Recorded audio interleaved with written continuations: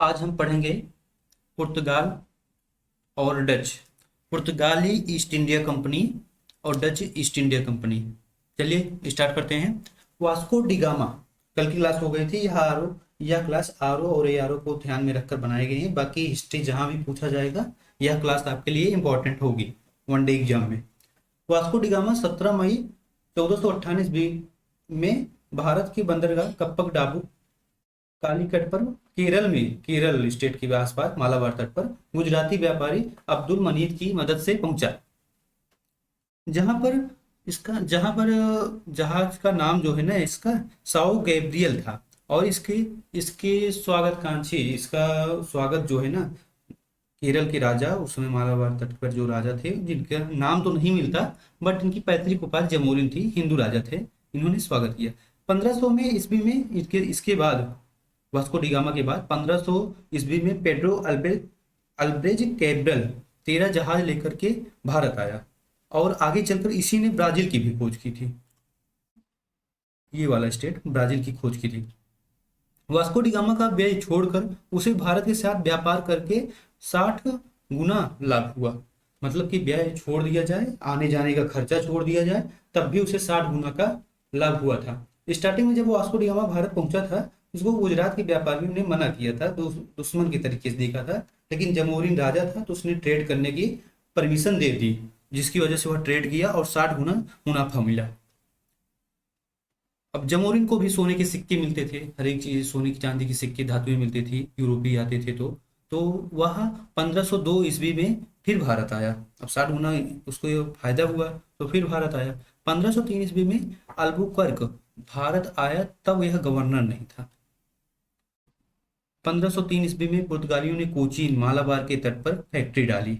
उद्देश्य इनका क्या था? मसालों का व्यापार करना था, जो कि हम पिछले वीडियो में बता भी चुके हैं। और धर्म परिवर्तन एशिया में, एशिया यूरोप यूरोप के बीच में ऑटोमन अम्पायर और ऑटोमन अम्पायर की तरह से तुर्कों की शक्तियां जब बढ़ रही थी, तो यहाँ पर एशिया और अफ्रीका में ये पहुंच करके धर्म परिवर्तन कर रहे थे, जिससे तुर्कों की बढ़ती हुई शक्ति को संतुलित किया जा सके। 1505 से 1509 ईस्वी में इसका पुर्तगाल की गवर्नमेंट ने डी अल्मीडा को गवर्नर बनाकर भारत भेजा। इसने ब्लू वाटर पॉलिसी की शुरुआत की। अब ब्लू वाटर पॉलिसी का मतलब पीसफुल ट्रेड। इसने इस पे जब पहुंचा यह, तो इसका मुकाबला हुआ मिस्र, अरब और गुजरात की सेना से, जिसमें यह पहली बार तो हार गया और इसका बेटा भी मारा गया। डी अल्मीडा का बेटा मारा गया। और उसके बाद जिसका नेतृत्व महमूद बेगड़ा कर रहा था, महमूद गुजरात का शासक था उस समय, तो मारा गया। अब इसके बाद यह किंतु जाते जाते यह इस तीनों की सेनाओं को, नौसेनाओं को हरा दिया, नेवल नेवी को हरा दिया। और यह इसने जिसने नौसेना पुर्तगाल की नेवल सुप्रीमेसी को हासिल किया। यही यही उस समय का था। और उसके पहले तो थल सेना थी, अपनी आर्मी रहती थी। कुछ समय बीता। अब ये एस्ट्राडो डी इंडिया अपने आप को समुद्र का स्वामी कहने लगे।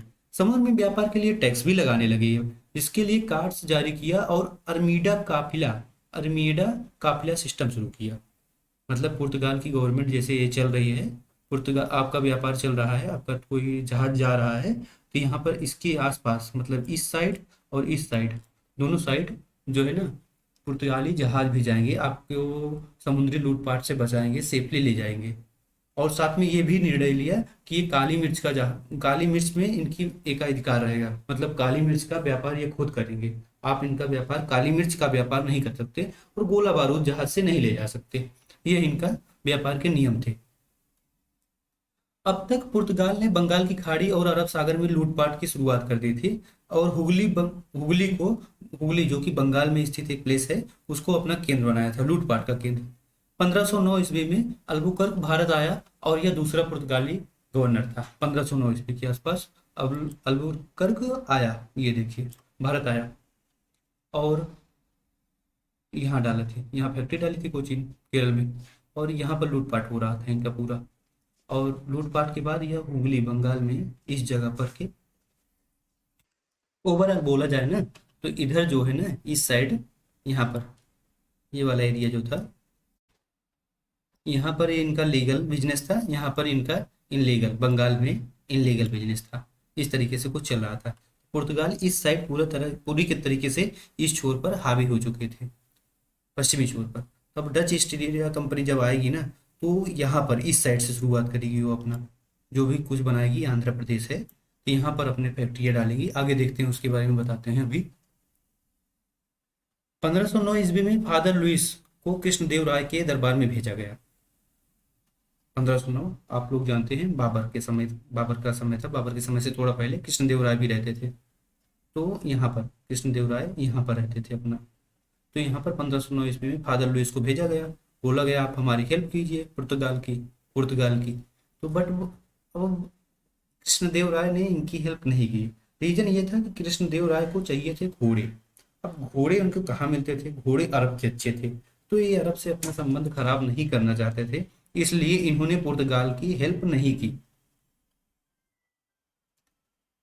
1510 ईस्वी में अल्बुकर्क ने गोवा पर तिमैया तिमोजा की मदद से कब्जा कर लिया।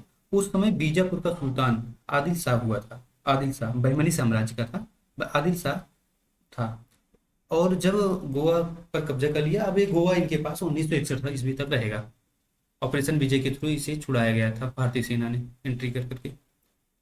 अल्बुकर्क ने पुर्तगालियों को भारतीय महिलाओं से शादी करने के लिए प्रोत्साहित किया। जैसा कि आपको बता चुके हैं, आप जानते हैं कि इनका मेन लक्ष्य था, मेन एम था। चलिए आगे बताते हैं। मेन हारमोज और मलक्का पर दक्षिण पूर्व में, फारस की खाड़ी, हारमोज से ट्रेड होता था, मलक्का ट्रेड होता था। यहाँ पर दोनों पर इनका कंट्रोल हो चुका था उस समय तक। फारस की खाड़ी से होते हुए जाओगे तब भी ये हारमोज पूंजी कही जाती थी, मलक्का स्टेट को पूंजी कहा जाता था। यहाँ पर इनका कंट्रोल था, बट इन्होंने कई बार प्रयास किया, लेकिन लाल सागर की कुंजी कही जाने वाली आदन की खाड़ी पर इनका कंट्रोल नहीं हो पाया। पुर्तगाली शक्ति का वास्तविक संस्थापक इसे ही माना जाता है। वह हारमोज दिया, मलक्का दिया कंट्रोल करके, और गोवा छीन करके दिया कुछ ही समय में। तो वास्तविक संस्थापक इसलिए इसी को ही माना जाता है, अल्बुकर्क को। इसने सती प्रथा पर भी रोक लगाई। 1524 ईस्वी में वास्को डी गामा तीसरी बार भारत आया, और अब इसकी कब्र कोचीन में ही है। 1529 ईस्वी में 29 से 1538 ईस्वी तक नैनो डी कुन्हा गवर्नर हुआ। मुख्य मुख्य गवर्नर हैं। इसके बाद 1529 से 38 के बीच में 1530 ईस्वी में इसने अपनी राजधानी गोवा बनाई। साल से बेसिन बंबई द्वीप पर कब्जा कर लिया। उस समय बहादुर शाह गुजरात का शासक था। बेसिन को लेकर के इसका समझौता हो चुका था, लेकिन कुछ बहस, दीवार उठाने के लेकर के वार्तालाप, बहस में यह समुद्र में गिर गया, और जहां पर इसकी डूब करके मौत हो गई बहादुर शाह की। ब्रिगेंजा, अब आते हैं पुर्तगाल पर। पुर्तगाल की राजकुमारी थी ब्रिगेंजा कैथरीन की शादी चार्ल्स सेकंड से हुई, जो इंग्लैंड के राजकुमार थे, 1661 ईस्वी में। दहेज में इसे बॉम्बे पुर्तगाल ने ब्रिटेन को दे दिया। अब ब्रिटेन की गवर्नमेंट बॉम्बे का क्या करेगी इतनी दूर, तो बॉम्बे को ब्रिटेन की गवर्नमेंट ने ईस्ट इंडिया कंपनी को दे दिया, कुछ पैसे पर, लीज पर दे दिया था। 1739 ईस्वी में पेशवा बाजीराव ने पुर्तगालियों को पराजित किया और उनसे सालसेट बेसिन छीन लिया। 1961 ईस्वी तक अब बचा गया इनके पास, और कुछ चीजें अंग्रेजों भी छीनी थी, अंग्रेज भी छीने थे, डच भी ले गए थे इनसे, लेकिन मेन यही पॉइंट एग्जाम से, सिलेबस से इंपॉर्टेंट है। 1739 ईस्वी में सालसेट बेसिन छीन लिया गया। 1961 ईस्वी तक गोवा, दमन और दीव पुर्तगाल के ही रहे, फिर इस पर कोई इंटरफेयर नहीं किया, और ये व्यापार ही करते थे अपना। अल्फांसो डी सूजा 1542 ईस्वी से लेकर 1545 ईस्वी तक गवर्नर रहा। इसके समय में फ्रांसिस जेवियर, यह एक पादरी था जिसने ईसाई धर्म का प्रचार किया और भारत आया था। और इसी के नाम पर की एक बात और, फ्रांसिस जेवियर, इसी के नाम पर भी शायद, इसी के नाम पर, हाँ इसी के नाम पर ही जो हमारे सेंट जेवियर्स स्कूल चलते हैं, इसी के नाम पर चलते हैं। चलिए, ये सौभाग्य है इंडिया का, सौभाग्य क्या कह सकते हैं। चलो, जिसने ईसाई धर्म का प्रचार किया उसी के नाम पर स्कूल चला रहे हैं, सोच लीजिए। चलिए कार्य जानते हैं इनका। 1556 ईस्वी में पहली बार प्रिंटिंग प्रेस की स्थापना गोवा में हुई। 1556 ईस्वी में इन्होंने भारत का जापान से व्यापार शुरू करने का इनका जो है क्रेडिट जो है ना, पुर्तगालियों को जाता है। और वो थी कला की शुरुआत जो है ना, पुर्तगाली ही किए थे। आलू, तंबाकू और मक्के की खेती पुर्तगाल ही लाए थे। पुर्तगाल ने ही एशिया और अफ्रीका से सिखाई थी खेती करना। बाकी जान नॉलेज हम लोगों को पहले से ही था, खेती करना सिस्टमेटिक तरीके से। पतन का कारण धर्म परिवर्तन और ब्राजील की खोज। ब्राजील की खोज जो हमने पहले भी बताया था कि जो आया था कैपडेल जो आया था, इसने ब्राजील की खोज भी की थी। धर्म परिवर्तन, अब एशिया और अफ्रीका की आबादी को मुख्यतः इनका काम था कि क्रिश्चियन बनाना, ईसाई बनाना, क्योंकि तुर्क की बढ़ती हुई शक्तियों को संतुलित करने के लिए इनकी जनसंख्या पर्याप्त नहीं थी। तो ये सोच रहे थे कि एशिया और अफ्रीका की जब आबादी ईसाई बन जाएगी तो हम युद्ध में संतुलन हमारा रहेगा। डच ईस्ट इंडिया कंपनी का आना, डच ईस्ट इंडिया कंपनी भी आ गई पतन के कारण में इनके, और जिसने पुर्तगाल की नेवल सुप्रीमेसी को चुनौती भी दी, चैलेंज किया एक तरीके से आकर के। इसके पहले 100 साल हो गए थे, कोई कंपनी नहीं आई थी लगभग लगभग। डच ईस्ट इंडिया कंपनी पर आते हैं। वेरेंगडे ओस्ट इंडीसे कंपनी, ये इसका नाम था। स्थापना यूरोप में 1602 ईस्वी में हुई और भारत में 1605 ईस्वी में इसकी स्थापना हुई। यह संयुक्त उपक्रम कंपनी थी, ज्वाइंट स्टॉक मतलब शेयर धारक कंपनी थी, पहली कंपनी थी भारत में। कार्नेलियस हाउटमैन के नेतृत्व में पहला डच अभियान भारत में 1995-96 की ईस्वी में आया था। 1900 नहीं यार, ये होगा 1695-96। एडिटिंग गलत है थोड़ा सा, यहाँ पर टाइपिंग मिस्टेक है। इसमें 17 लोग थे, 17 लोगों के शेयर थे। 1605 ईस्वी में मसूलीपट्टनम में, 1595 था, 1595-96 है। 1605 ईस्वी में मसूलीपट्टनम आंध्र प्रदेश में इन्होंने पहली फैक्ट्री डाली। 1610 ईस्वी में पुत्तीपोली या निजामपट्टनम में दूसरी फैक्ट्री डाली। और उसके बाद जो है पुलिकट में तमिलनाडु में इन्होंने तीसरी फैक्ट्री डाली। अब यहाँ देखिए इन्होंने फैक्ट्री जो डाली थी आंध्र प्रदेश में, ये आते हैं। अगर हम ये देखिए, हमने पहले बताया था कि अब पुर्तगाल इस तरफ ताकतवर हो चुके थे, तो डच आ भले गए थे इनकी नेवल सुप्रीमेसी को चैलेंज कर करके, लेकिन फैक्ट्री इन्होंने नहीं बनाई क्योंकि एक दिन का काम नहीं था।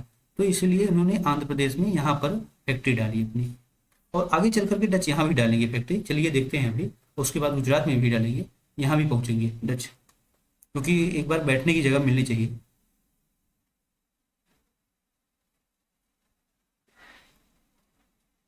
चलिए आगे चलते हैं।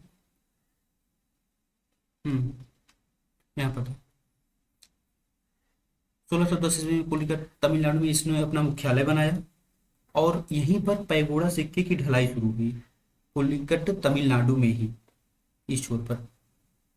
1616 ईस्वी में सूरत गुजरात में इन्होंने फैक्ट्री डाली। 1653 ईस्वी में चिनसुरा बंगाल में अपनी फैक्ट्री डाली। 1658 ईस्वी में बालासोर उड़ीसा में भी अपनी फैक्ट्री डाली। फोर्ट विलियम फैक्ट्री कोचीन में पुर्तगाल को हरा करके इन्होंने बनाई थी अपनी।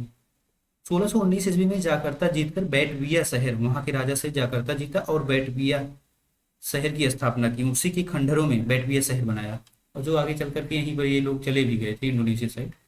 डच फैक्ट्री के प्रमुख को फैक्टर कहते थे, ये इंपॉर्टेंट है। 1759 ईस्वी में जब बैटल ऑफ बेदरा हुआ, तो इसमें बैटल ऑफ बेदरा में ना नवाब मीर जफर और डच कंपनी की संयुक्त सेना एक तरफ थी और ब्रिटिश कंपनी जो है ब्रिटिश ईस्ट इंडिया कंपनी जो थी ना वो दूसरी तरफ थी, जिसमें ब्रिटिश ईस्ट इंडिया कंपनी की जीत हुई। और बैटल ऑफ बेदरा में इसने डच की शक्तियों को सीमित कर दिया और प्राय यह निर्णय यहीं पर हो गया था कि अब भारत का शासन जो है डच कंपनी नहीं करेगी, डच ईस्ट इंडिया कंपनी नहीं करेगी।